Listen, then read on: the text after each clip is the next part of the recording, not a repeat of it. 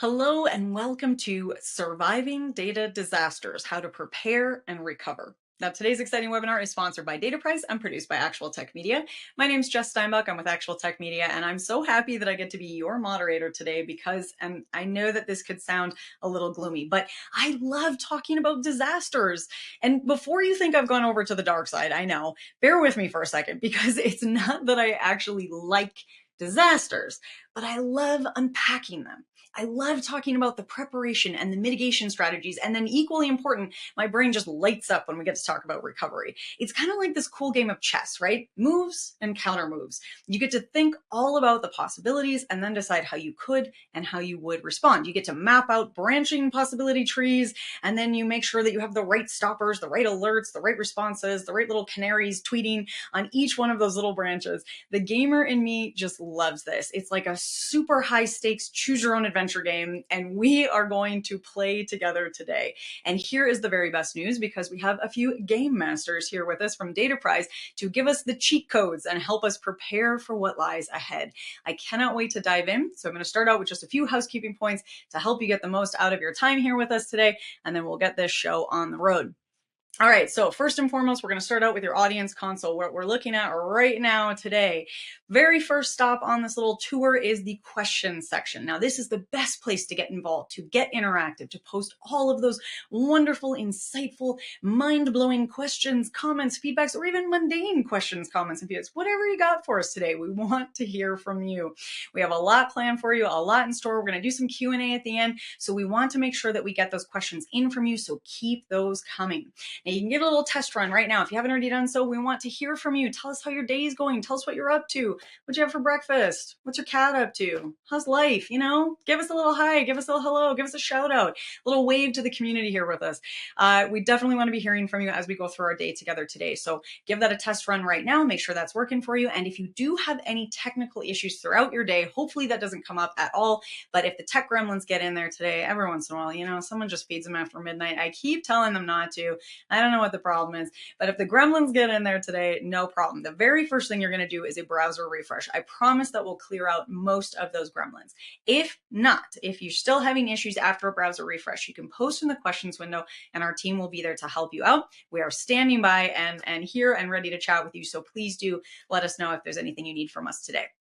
All right, so questions window, check, did that. Let's take one hop over to the handouts tab. The handouts tab is absolutely chock full of cool resources, exciting takeaways. Now, this is a great way to follow up on the conversation because we have a ton of cool things ahead of you. We are going to learn so much today. And as much as we wish that we could retain all of it, we need those little memory jogs, right? We need that, you know, little teaser that brings it right back to the front of our brains because there's so much other stuff going on in life.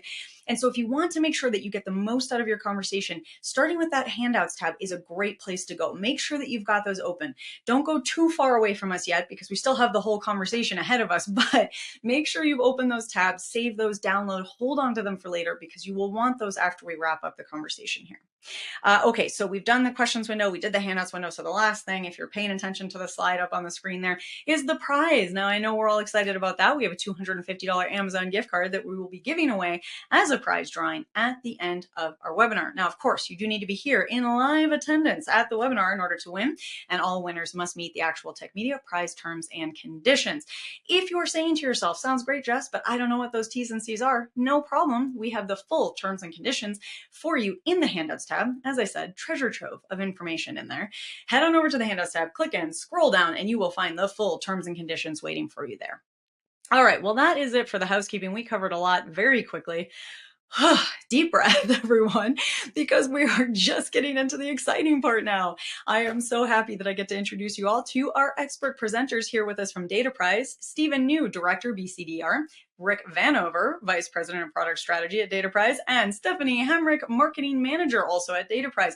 This incredible team of people is here with us today to give us a ton of information, to lead us through an interactive conversation. We're going to do some questions with you at the end. We have so much in store, so I am going to step back and hand things over. Stephanie, I think you're kind of hosting this wonderful show today, so I'm going to just hand things over to you. Stephanie, take it away. Thanks, Jess. We are thrilled to be here, and thank you everybody for joining us on this session. Like Jess mentioned, I am the marketing manager here at DataPrize. First, I'll tell you a little bit more about DataPrize for those who don't know us, and then I'll cover our agenda. So DataPrize is a national managed services provider, and we are a Platinum Veeam Cloud and Services partner. We have been providing services end-to-end for our clients across the United States since 1995.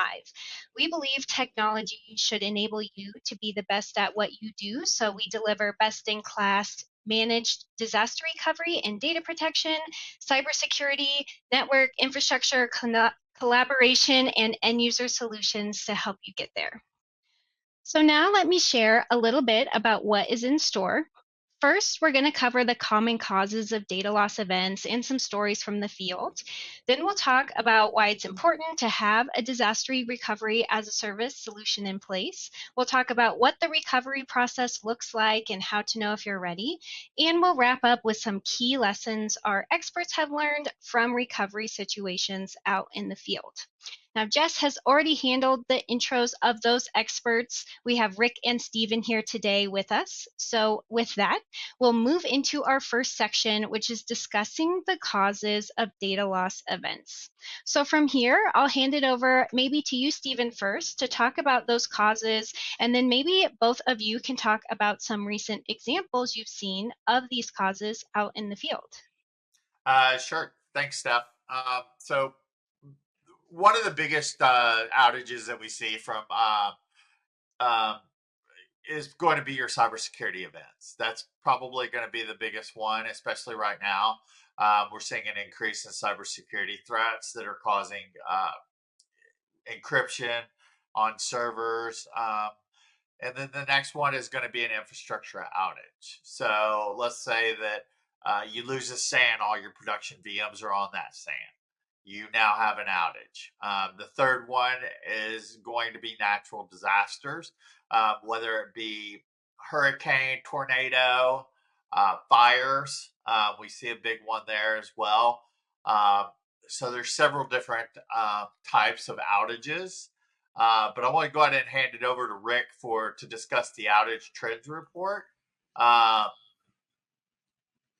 Yes, Stephen, thank you. So, what I would say from an outage perspective, and this is a view of something that we at Veeam have been uh, putting out for several years, the Data Protection Trends Report. And I really want to highlight the two different colors. And I should highlight these also are what I call double blind, meaning these are people that we are asking these questions to that A, Veeam doesn't know who they are, and B, they don't know that Veeam is asking, right? So it's pure market data, right? Because otherwise I'm like, well, those aren't very good. No, the reality is they don't know it's us, we don't know it's them.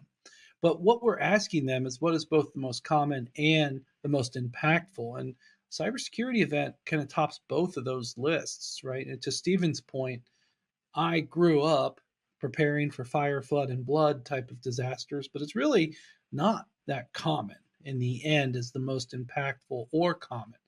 So the thought here is when we look at data outages, we kind of have to prepare for them all. And that's really the challenge, like what could go wrong.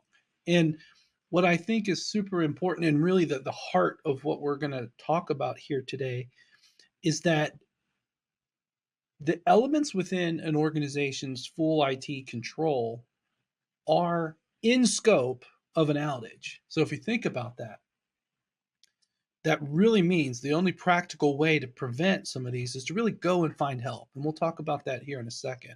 But when I look at these different trends and these different outages and the research that we do here at Veeam, what we do with this information is not just tell the story of market state, status, and trends, but we're really trying to educate the market of, hey, have you thought of this? Or then internally, we're like, hey, maybe our products and our partner programs should do this.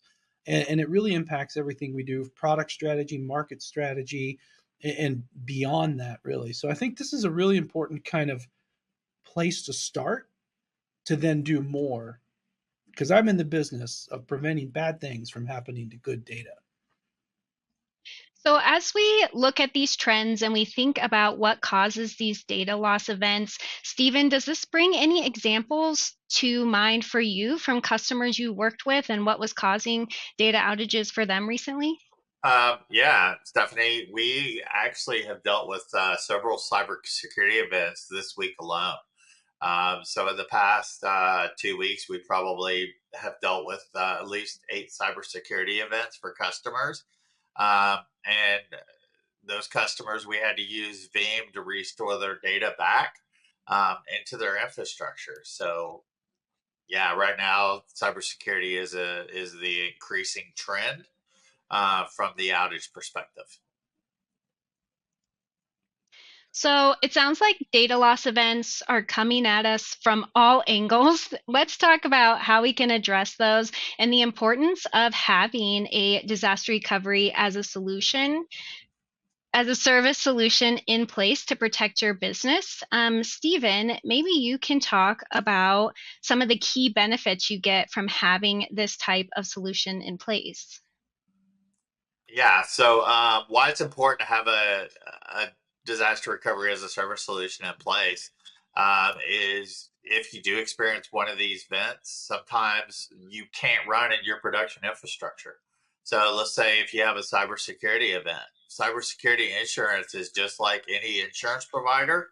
They're going to want to come in and investigate. So if you have a car wreck, the first thing you need to do is call your insurance company. Same thing with cybersecurity. You have to call your cybersecurity insurance provider. They normally put a hold on your infrastructure so they can go in and do the investigation. That's where disaster recovery as a service comes into place. We have the ability to use Veeam to bring you up in our infrastructure, in our DR infrastructure, and allow you to run on our DR infrastructure until the investigation is complete. Uh, that way you can continue working while the investigation is ongoing. Sometimes that could take 3 days. Sometimes that could take 2 weeks. So that's where your RTO, your ROP, that's where all those come into place. Because while you're down, you do need to be able to reduce your RTO, your recovery time objective, to return to normal operations quicker. And part of that is improving your recovery point objective to minimize your data loss. And basically, what that means in non-disaster recovery terms is, let's say you ran a backup at 8 p.m. last night. So you would be able to bring that up from your 8 p.m. backup. So the recovery time is the period that it takes to bring you up. So let's say you call into our team, the business continuity disaster recovery team here at DataPrize, and you say, hey, I just got hit by a cyber event. So your recovery time objective, or RTO is what you'll normally hear it called, is how long we can bring you up. So normally that could be an hour. Sometimes that'd be 4 hours. It really depends on the servers that you have with us. But our standard RPO is 4 business hours. Your recovery point objective, that is actually how far back you can go. So let's say you ran a backup an hour ago. If your backups continuously replicate to the cloud, we would be able to bring you up on that last restore point. So recovery time is how long it takes to bring you up. Recovery point is how far back in time you can go.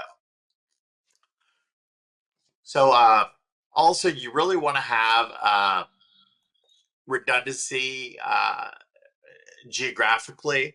The reason for that is, let's say something were to happen in your city. You don't want to, we have a hurricane that's about to come on shore right now in the southeast area, about to go through Louisiana. So we're going to use that as an example. You don't want to have all your data in Louisiana. So the reason for that is because if Louisiana loses power, you wouldn't be able to access those backups. So you do want to have the data in a different region, maybe on the West Coast or on the East Coast, that's protected from any local or regional disasters. And then you also want to have protection against ransomware and other threats. So we're going to talk about this later in the webinar, but immutability is the key word here. You want to have your backups that are immutable so that ransomware and other threats can't go in and modify that data by deleting them or doing something else or encrypting them. You want to have cyber protection against ransomware and other threats. And then you want to be able to recover flexible individual files to your entire environment. Being flexible on your recovery is very important these days. And being flexible means that you can restore those in a DR infrastructure. You can restore those in Microsoft Azure. So that is one thing that you want to do, is you want to be flexible in your recovery as well. If you don't mind, Stephen and Stephanie, one important thing I want to highlight that you hit on, Stephen, and I don't know if everyone caught it because I alluded to it earlier, that a lot of those reasons are from things within the span of control. There's always a surprise with the incident that makes an organization say, hey, today's the day we're going to have to declare a disaster. And one of the things you mentioned was the cybersecurity response team or cybersecurity law enforcement or the insurance people coming out of nowhere with, their teams looking at their infrastructure. What that really means is you might not be able to go back to where you came from. You might have the backups, but from a span of control standpoint, that is like, think of police tape kind of fenced around where you came from. I really want to emphasize that sometimes you want to move somewhere. So flexible recovery, Stephen, you mentioned going to Azure, great option as well. But going to a platform very similar to where you started from is a surprise a lot of people don't see happening. It was not in their bingo cards this week that, we'd have to go, oh, not back there, but over here. And I really think that really catches a lot of organizations off guard. The fact that you might have your data, backup data, but you can't go back to where you came from for these other reasons that kind of administratively came out of nowhere. I'm telling you, that stuff happens all the time. Yeah, it does, Rick. And that is where Veeam is Dataprise's software of choice, because not only does it allow us to be flexible and where we recover the customer's data to, but it is also hypervisor agnostic. If you go from VMware, you can go to Hyper-V, you can go to Acropolis, you can go to Red Hat. So that's why Veeam is a perfect partner for Dataprise, is because of that flexibility and the recovery options. And Stephen, one of the features you mentioned in there that's now becoming so essential for these backup strategies is immutability. Can you talk about a little bit more about what that means and just why it's becoming so essential? Yeah, sure, Stephanie. So immutable backups are basically your last line against any cyber threats. So ransomware is getting increasingly more backup aware, I'm going to say. And it can actually go in and delete backups from your repository. The reason why this happens is because by design, ransomware goes in and tries to encrypt the files. If it cannot encrypt the files, then it deletes it. So since Dataprise follows all of Veeam's best practices and encrypts your backups at rest, it automatically can't not go in and encrypt that data. So it says, hey, I can't encrypt you, so I'm going to delete you. So that is why we see backups being deleted, and immutable backups prevents that. So what it does is it causes the data to not be allowed to be deleted or altered in any way. And it is the single most effective technology to help drive effective recovery outcomes. Recent ransomware trends make immutable backups even more essential because it does delete it. So if you do have immutable backups, it stops it from deleting your backups. And if you don't have it, it is an emergency. So one of the key takeaways is if you don't have immutable backups, it's time to implement it now. Awesome. And immutability is just one element of a zero trust data resiliency framework. Rick, do you want to take this one and talk about this framework and how it delivers more reliable protection? Yeah, thank you, Stephanie. And I'm really good at talking at pictures, and this is one of my favorites. This is the ZTDR, or Zero Trust Data Resiliency, ZTDR. I really like what Stephen explained here with immutability because that is absolutely central to a data management strategy to have your data resilient. This is something we've been taking out to the market at Veeam as a mindset. Be super clear. Zero trust is not a product. It's not a specific architecture. It's a mindset. And the thought is definitely have these immutable backups, definitely have everything backed up. And then when we look across the organization and identity management, the different devices, the different networks, the different applications, and at the heart of it all, the different data, how are we keeping all that data resilient? So ZTDR in Veeam's world is really about the building blocks of governing the data. We got to simply know what we have, devices, identity, all these things. We have to know what we have. Very fundamental building block. Then automation and orchestration, as well as analytics and visibility, pave the way to have a good foundation for all these devices. One of the things I like to say is backup first, cyber resiliency always. And that aligns really well to a ZTDR approach where when it comes to I can't keep data resilient unless I've protected it. And that mindset really could go backwards into the environment, the production data as well. Keep that resilient. Think of identity management, access networks, application, workloads, and data. I like to take this ZTDR approach across the organization. And I'll give one little other element, really building well off of what Stephen just highlighted about the immutable data. And that's around encryption. And when we talk about cyber resiliency, so many times people think about ransomware encrypting data, which is something that still happens. A lot of the big threat actors will do it. Stephen mentioned keep those data backups encrypted as well. It's really important to distinguish. There's bad encryption that the ransomware threats will do, and then there's good encryption, which you do to protect your data. And one of the Rick is full of one-liners. I'm going to give the audience yet another one-liner. But one of the one-liners I like to bring is encrypt your data in the cloud or someone else will do it for you. Okay? Now think about that. You don't want to enable things like exfiltration, so you want any data you have. And Stephen, correct me if I'm wrong, a lot of times when the data prize services you offer for backups being stored, Veeam has a way to require that the users encrypt that with their own encryption, right? So these are just really good ideas when it comes to putting backup data into new places. And so I just want people to think about a data resilience strategy really broadly like that across the board, end to end, from production to backup to DR. Think about it all that way. Yeah, and talking about some of those services that DataPrize can deliver through Veeam, we're pretty proud to be a Platinum Cloud and Services provider. Stephen, do you want to talk about how we take those Veeam solutions even further to help guarantee that we're providing more protection for our customers? Sure, Stephanie. So what DataPrize does is we provide our customers with something called enhanced data protection.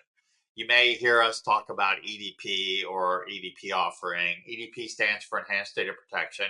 And what that does is that allows us to take your data recovery strategy a step further.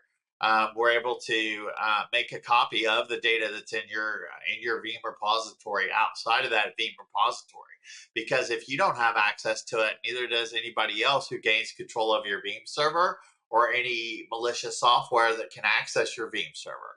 So what we do is we actually make a gap copy of the backup files to another location that you don't have access to. It's inaccessible to end users and the on-premise backup server.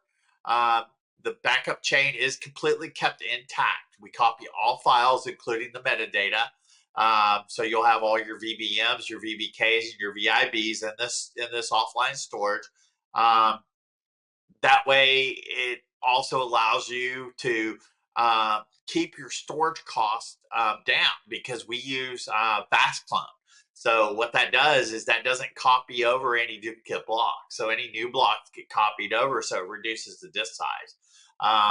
And then also we build our test builds that customers request from the EDP data. What that does is that basically gives us two things. We are able to test the customer's EDP data, and we're able to provide the customer with a test build to where they can go in, and I'm going to call it kick the tires, because you do always want to test your data, which we'll cover that again later in the presentation. But yeah, that's some of the things. And this is also a proprietary solution that DataPrize came up with by providing this EDP solution.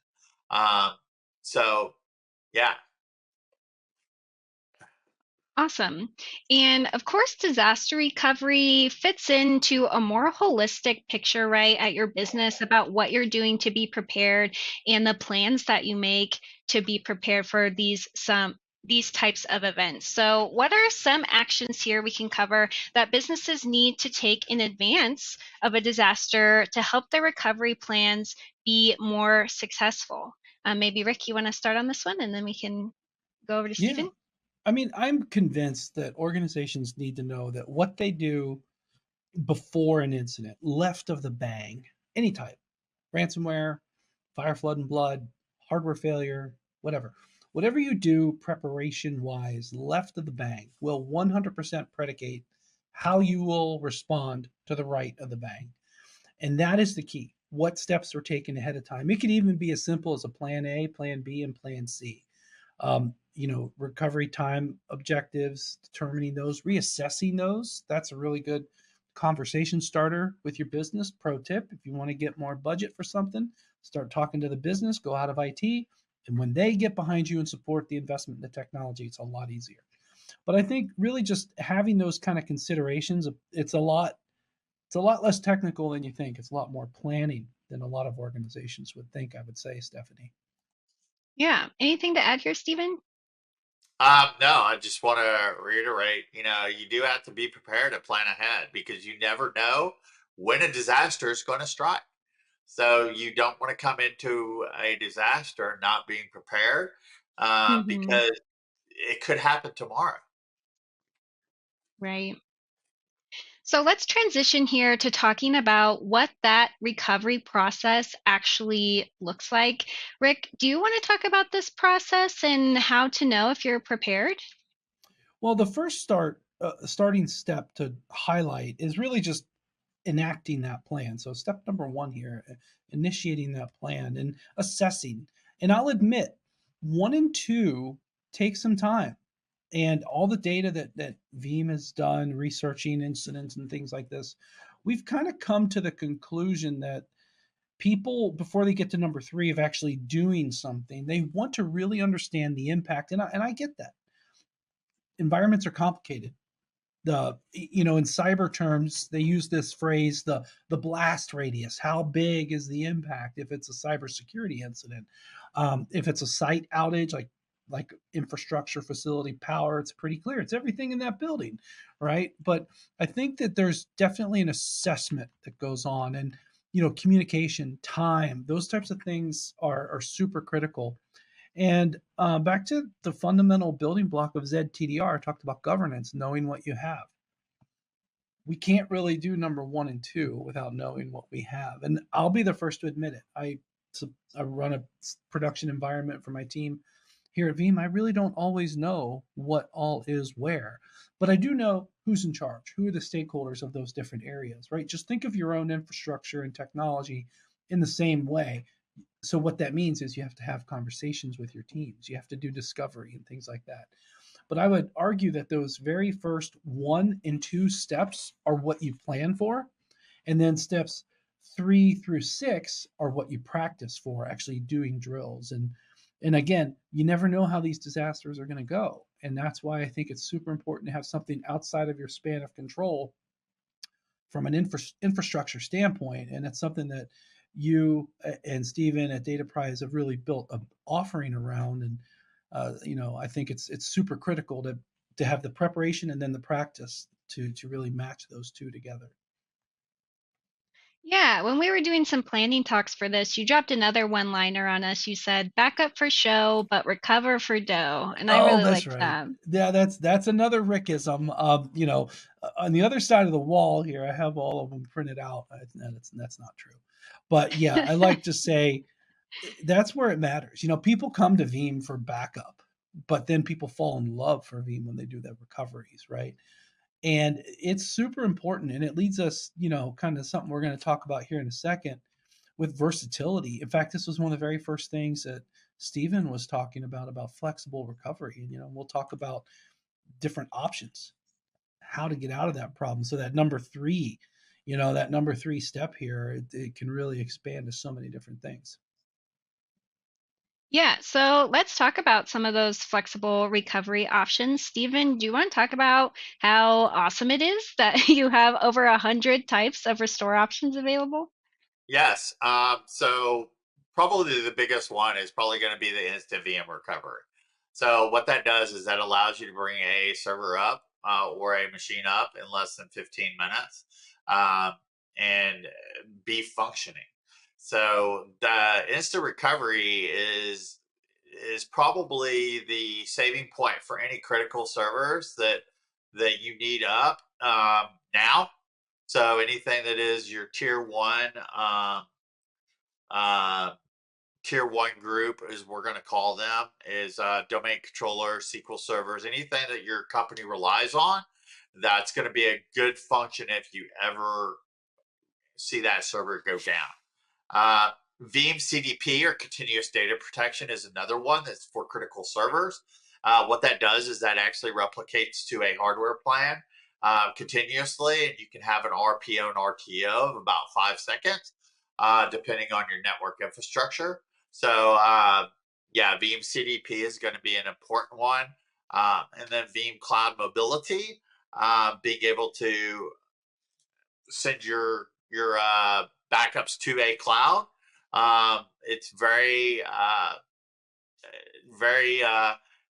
user friendly, I'm going to call it, whenever you do have to restore into the cloud.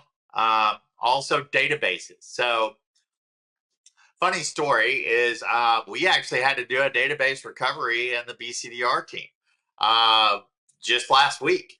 We had a table that was corrupted because of a Windows update. So it actually corrupted only one table in the database instead of the entire database. So we actually went in and we recovered the table and got everything up and functioning just like it never happened. So I am a believer of that function myself. Had to do it last week. So, and ironically, going to the next point is we actually had to use the Veeam SQL Explorer to do the database recovery to get down to a granular level on the table recovery.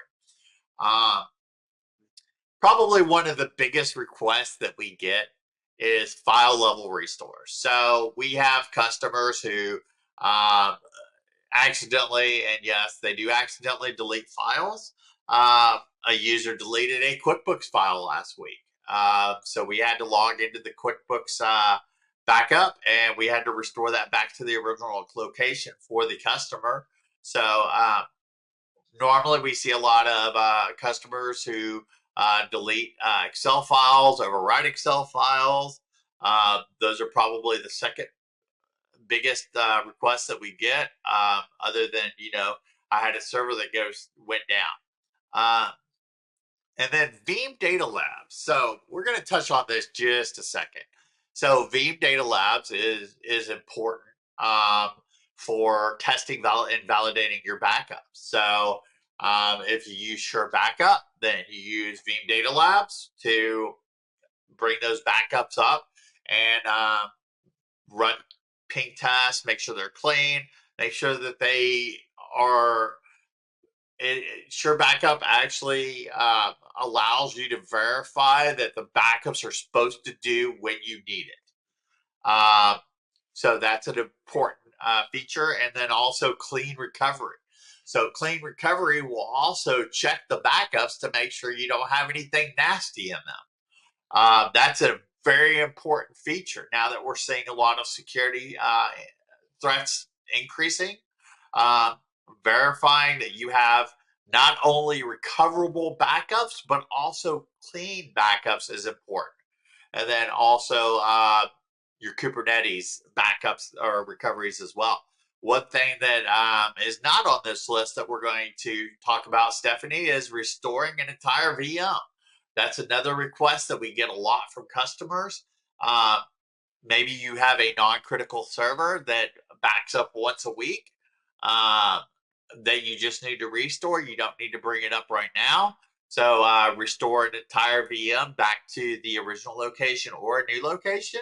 That's another request that we get a lot of requests for as well. So that's just some brief examples of recovery options. Yes. If I don't mind, let me highlight something that Steven did. And everyone, Steven's wearing that green jacket because he knows Veeam. He knows that's just not flattery. He has earned that green jacket. But this is the magic. So many times people know how to do file or whole system recovery. But that SQL example that Steven highlighted, sometimes you need to put these different tools together. Like, oh, maybe I'll take the OS drive from a long time ago and the data drive from very recent.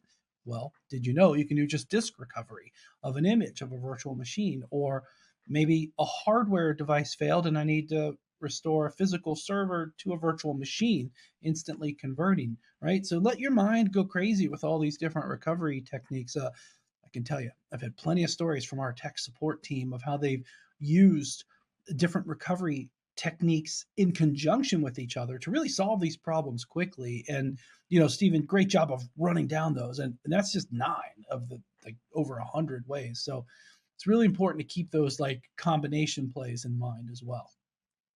Yeah, you also mentioned getting your mind running, Rick. So another one that's real big that we just used, around the 18th of July, everybody remembers that day, is the quick rollback feature. So, we had some operating systems the 18th of July. We don't have to name what it was. Everybody in the IT world is familiar with that day. So Veeam does have the option of rolling back your operating system using the quick rollback feature. So that was a good feature that isn't listed that is very valuable. Mm-hmm. So you both have a ton of experience on these topics and out in the field. We've heard some of those data loss stories along the way today. Now let's talk about some of the lessons that we've learned from those events.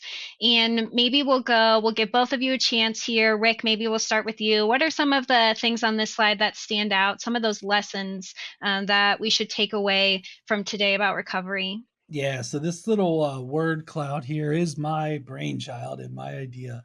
The popcorn. The ideas just keep coming sometimes with me, and I'll highlight 3. And one's on the bottom right, the password vault. I really recommend organizations make sure that they're managing their user-created passwords across the board well.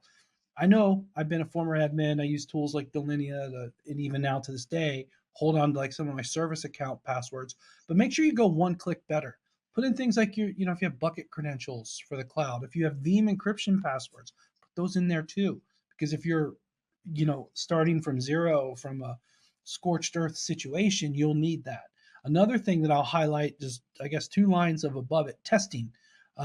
Those who practice recovery drills and push themselves to learn other different types of recovery will be better prepared to handle that, which leads me to the word right above password vault, chain of command.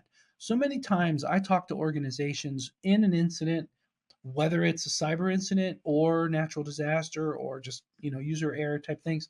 They don't know who's in control or who's in command, who can declare a disaster. Who do I tell? Really have those conversations across your business. Make sure you know who would you have as a executive sponsor, and it doesn't necessarily have to be the CIO of your organization. In fact, I challenge it should be a COO or something like that, something much more in line with the business. Hey, the technology at this time has something on its plate that may impact the organization's ability to do the organization's mission. Who at the table can help you voice that? So, chain of command, executive sponsor, those are 3 popcorn ideas that I want to bring up that I think can really help streamline your disaster recovery as a service, strategy, but your overall business resiliency plan. Yeah. Stephen, any others out here that stand out to you that you want to talk about? Yeah. So just looking at this word cloud that Rick came up with. I mean, some of the things that stand out is going to be MFA, SLA reassessments, and DRBC discussions. So you want to make sure that you get those BCDR discussions now going before the event happens. We talked about that previously. Plan now before it happens. Also, SLA reassessments. You want to do your BIAs, your business impact analysis, get BCDR plans in place, get a run book going. Part of the BIA or the business impact analysis will help you determine what SLAs your business needs. So during a BIA, we actually go through and determine how much downtime or how much risk your company can afford to lose. So that's how we get your RTOs and your RPOs based on risk. Also, MFA. You want MFA on everything. If you don't have Zero Trust implemented, you want MFA. That way you know who is accessing your servers or who is accessing your backups. So please enable MFA on your backup servers. And then probably the last one, which I'm going to combine 2 of these together. So more immutability and testing. So you want to always have more immutability, because if the bad software cannot get to your backups, if it is immutable, then you will have it in a DR event. And then you always want to test your backups. So you do not want to get into an event and that be your test, because you don't want the gotchas to happen during that DR event. So testing is very important. Mm-hmm. And I'll finish up here before we get to questions with a quick takeaway of my own. If you want to get prepared to survive these data disasters like we've been chatting about today, and you want to come out on top, DataPrize is here to help. As I mentioned, we are a Platinum Veeam Cloud and services provider, and our managed data protection and disaster recovery as a service offering gives you high performance, enterprise grade backup, which enables you to meet your continuity needs both reliably and cost effectively. We have a QR code right here that can help you learn more, or there is going to be some information in the handouts about this, and you can also reach out to us directly to get started. So with that, we'll get over to questions, but first I want to say thank you to both Rick and Stephen for sharing your expertise with us today, and also, of course, thank you for everybody who's hanging out with us in the audience. Now let's pop over here and get into some of these questions. Let me see if I can find some. All right, so first up we have, are there any industry-specific regulations or compliance requirements we need to consider when implementing a DRaaS solution? And on this one, I'm going to start with Stephen.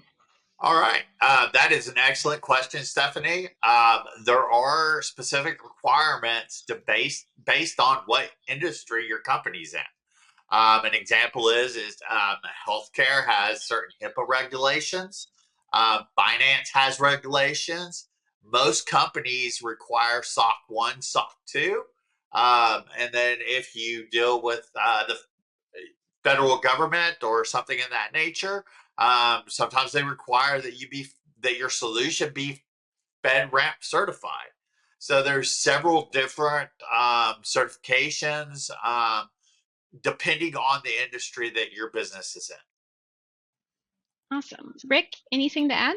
Yeah, I'll add just a broad point. I really like, Stephen has and the colleagues at DataPrize have experience with this every day. What I see at Veeam around the world is that Veeam products are deployed in every compliance regulatory scenario you can imagine. And one thing I learned, and I used to work at a bank before Veeam, a lot of people don't know that. All they know is Veeam with me, but true, I used to do something else. This is the way. It is 100% predicated on how something is implemented and how something is audited to determine the compliance. And you want a solution, you want products that are flexible to meet those requirements and those directives that each of the different GRC specs require. And I can just say, around the world, Veeam has been implemented and audited successfully in all of those around the world. So just keep that in mind. It's how you're implemented and how you're audited. You can do it with Veeam. Awesome. All right, so another question here, and this time, Rick, I'm going to put you on the spot and start with you. How do you communicate the balance between the cost of DRaaS with the potential cost of data loss to business leadership? Oh, buckets. This is interesting. So I would say, I hate to pull out a buzzword, but I want to lean on digital transformation. And I think that organizations of any type will get this. Like, we've passed a point in the last 15 years or so where digital transformation is real. We cannot run without the technology services we have, right? So that value is that effectively everything is on the line, which is why you see this incredible jump in ransomware cyber threats, because that is the easiest way to weaponize chaos into a lot of organizations around the world and put businesses at a situation where I'm either at end of days or have prepared to get out of this problem. Okay, so one of those two ways. I would just say everything's on the line. And again, knowing what you have and thinking about a plan A, B, or C on things that could go wrong. And then there's always unforeseen circumstances. So just keep in mind, to one of my earlier points, we have to have in the plan infrastructure, resources, expertise outside of our span of control that can help us predicate a successful outcome. Yeah. Stephen, anything to add on this? No, I think Rick covered it. I mean, good comments by Rick. So, I'm good, Stephanie. Sounds good. All right. Another question here. What's the typical time frame for employee training on new DRaaS platforms? Stephen, I'll send this one to you. So normally we try to get training in fairly quickly for the new technologies and the new DRaaS platforms. The good thing is we're all in on Veeam, so we really don't have to do too much training unless a new version comes out, and then Veeam actually supplies us with the training at the Veeam University, so we can provide our technicians with the Veeam TSP training, which is Veeam Technical Sales Professional, and then the Veeam VMSP training. So, and then also Veeam has some advanced training. Veeam Certified Engineers is another one that we put our technicians through in the BCDR technology pillar, and then also, for those advanced certifications, we also send Veeam our technicians through the Veeam Certified Architects course. So there's several different training paths that we choose. We do have, new product training as soon as Veeam releases a new product, like they did 2 weeks ago. So we always go through that training with our technicians and staff to make sure that they are familiar with the what's new.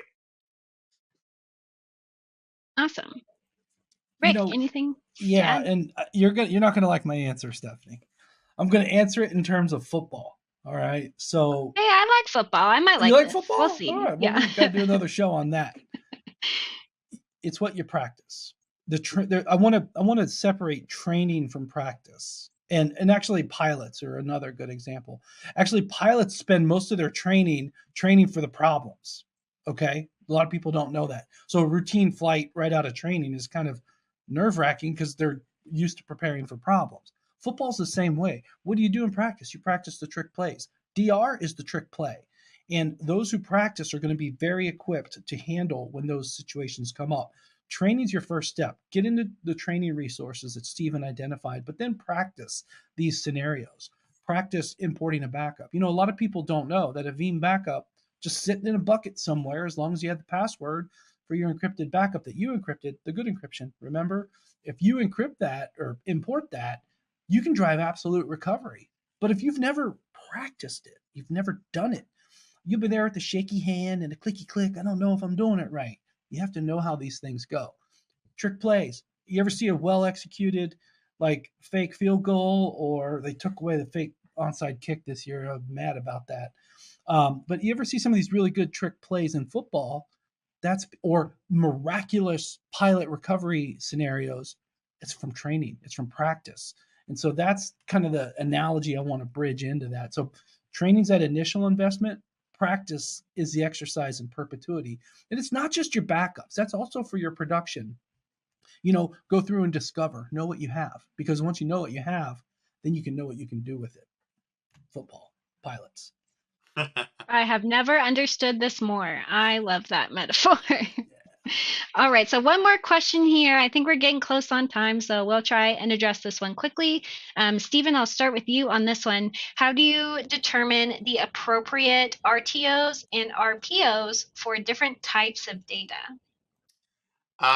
So I'm going to go back to what I said in the webinar is a BIA, business impact analysis. So what that does is that helps you determine what is critical, what is not critical, what stakeholders need to be involved, determine your RPOs, your RTOs.